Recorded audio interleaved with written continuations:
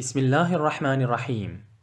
Egypt is a land that has produced many great ulama over the years, for over 1,000 years to be exact. And that should not come as any surprise, because the Sahaba radiallahu anhum, under the leadership of Hazrat Amr ibn al-As radiallahu anhu, fought and spilled their blood on the shores of Egypt in order to make the deen of Allah supreme.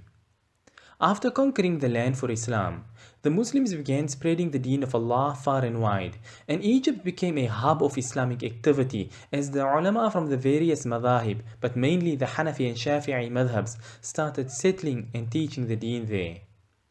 And so it was in the city of Al-Qahira, or Cairo as it's called in English, in the year 926 after Hijrah, that once again a great Imam came forth.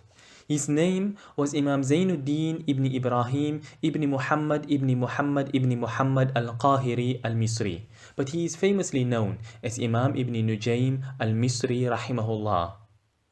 There were actually two Imam Ibn Nujayms. Both are great and famous in their own right. They were brothers.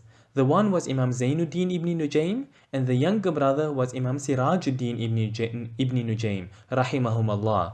But when we use the name Imam Ibn Nujaym unrestrictedly, then it always applies to the older brother, Imam Zainuddin ibn Nujaym Rahimahullah.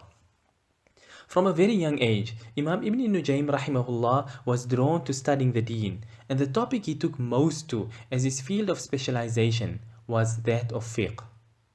To get an idea of just how much of a faqih Imam Ibn Nujaym Rahimahullah was, one can gauge the level of his knowledge from the fact that at the time, Egypt was a bustling hub of ilm and ulama, and kitabs were available all over. And it is mentioned about Imam Ibn Nujaym Rahimahullah that there was not a single kitab of fiqh in Cairo at the time, but that he had read, studied and benefited from it. Whether it was a small single volume or a massive multi-volume kitabs, it did not matter to Imam Ibn Nujaym Rahimahullah because he absorbed all the knowledge he came across. The most famous teacher of Imam Ibn Nujaym Rahimahullah was Imam Shihabuddin Ahmad al-Misri Rahimahullah, that is more famously known as Imam Ibn Shilbi. Besides him, Imam Ibn Nujaym Rahimahullah also studied under the other senior ulama of his time, like Imam Sharafuddin al-Bulqini, Imam Abu al-Fayd al-Sulami, and Imam Aminuddin al-Hanafi, Rahimahumullah, amongst others. So great and intelligent was Imam Ibn Nujaym Rahimahullah that all his teachers not only attested to it, but they also gave him permission to teach and give fatwa during their lifetime. And this itself was a great praise, because in the days of old, a student wouldn't just give fatwa in the presence of his teacher. Rather, the teacher alone would conduct the classes and he alone would give fatwa. So to have been regarded as being knowledgeable and competent enough to give fatwa and conduct classes by not one, but all a person's teachers, that is itself a rare thing. Having been given this position by his teachers, Imam Ibn Nujaym Rahimahullah began teaching the deen. And soon he had his own circle of students that were studying under him. Foremost amongst his students was his younger brother, Imam Sirajuddin ibn Nujaym Rahimahullah. And under the tutelage of his brother, he flourished and became a great alim as well. Besides teaching, Imam Ibn Nujaym Rahimahullah was also very much drawn to writing kitabs. So he began authoring kitabs on a few different topics. But the bulk of what Imam Ibn Nujaym Rahimahullah wrote related to just two fields, fiqh and usulul fiqh. And in both these things, Imam Ibn Nujaym Rahimahullah excelled greatly. The most famous kitab of usulul fiqh that Imam Ibn Nujaym Rahimahullah wrote was Al-Ashbah wal-Nadha'ir. Almost 200 years prior to Imam Ibn Nujaym Rahimahullah, there lived a great Shafi'i alim. His name was Imam Tajuddin as-Subki Rahimahullah, and he had written a kitab on Shafi'i usul, and he had named it Al-Ashbah wal-Nadha'ir. So it was based on this kitab that Imam Ibn Nujaym Rahimahullah wrote his own one, and he used the same name of the kitab as well. The only difference was that Imam Subki Rahimahullah wrote for the Shafi'i madhab, while Imam Ibn Nujaym Rahimahullah wrote his for the Hanafi madhab. This kitab was greatly received by the ulama, and it became a major source of usul for the Hanafi madhab, and is used right up until today. Besides this though, Imam Ibn Nujaym Rahimahullah also wrote other books on usul, and his deep understanding of usul made him stand out amongst the ulama.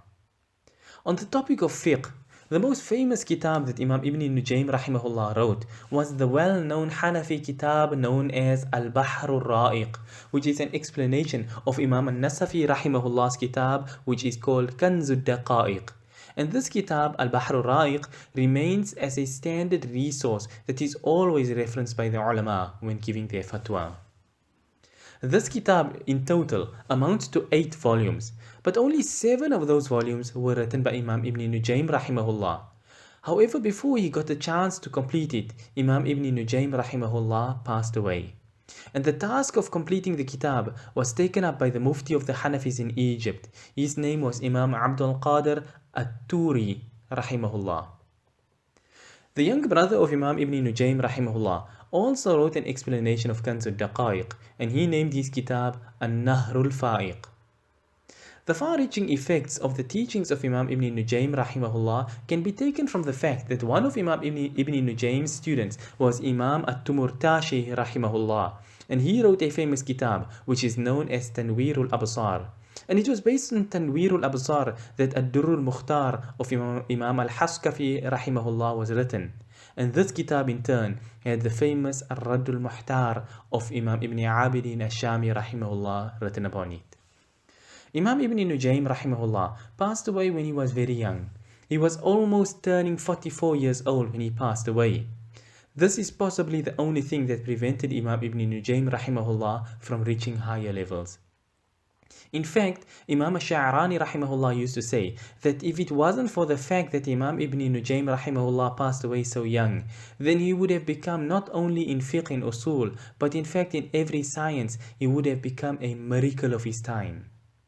Imam Ibn Nujaym Rahimahullah was one of those select ulama that lived a short life, but it was so full of benefit that a person can truly see that he utilized all his time for the sake of Allah in serving the deen. He passed away and was buried in Cairo in the year 970 after Hijrah. Rahimahullah. May Allah grant us the ability to see the importance of time and the importance of not wasting time, and give us the tawfiq to spend our time wisely in the service of the deen of Allah. Ameen ya Rabbil Alameen, wa akhiru da'wana anil hamdulillahi Rabbil Alameen.